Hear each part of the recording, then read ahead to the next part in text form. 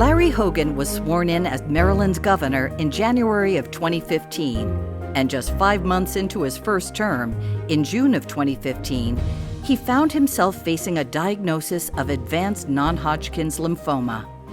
A few days after his cancer diagnosis, he held a press conference to share the news with the people of Maryland. And in the months of treatment that would follow, he shared his cancer journey in real time as he continued to govern the state, sometimes from his hospital bed, during his treatment. He felt compelled that he had to share this with the state.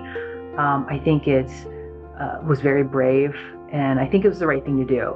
I think to show the citizens that elected him and sharing with them what he was going through, and that he was going to power through it. I think being transparent is something, it's just the type of person he is. And I think it's necessary, especially when you're in that type of position.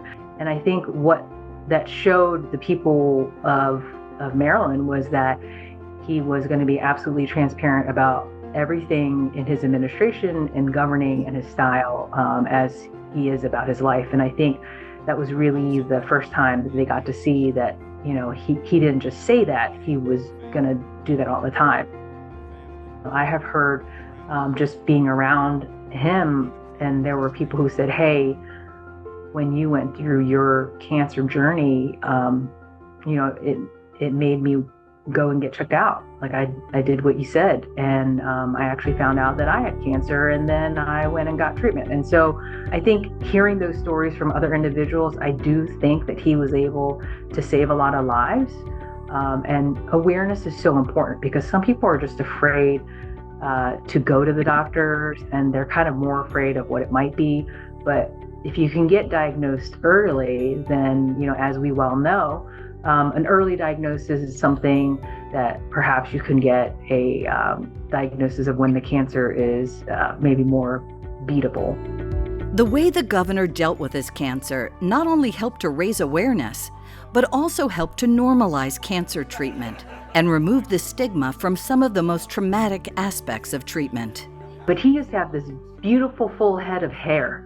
He had all this hair, and I think he was able to show, even with this big beautiful head of hair, going through chemo is okay. He kind of normalized it and said it's still cool to be bald. And I remember he decided he started to lose some of his hair, but he decided he was gonna just shave it all off. And he just shaved it all off, and then as he does most things, he likes to share everything. So as soon as he shaved it all, I remember took a photo next to the sign that said Governor Larry Hogan, and he, if I recollect, he had sunglasses on and had his arms crossed, and he's basically saying, look, you can still be cool, this is okay, this is normal.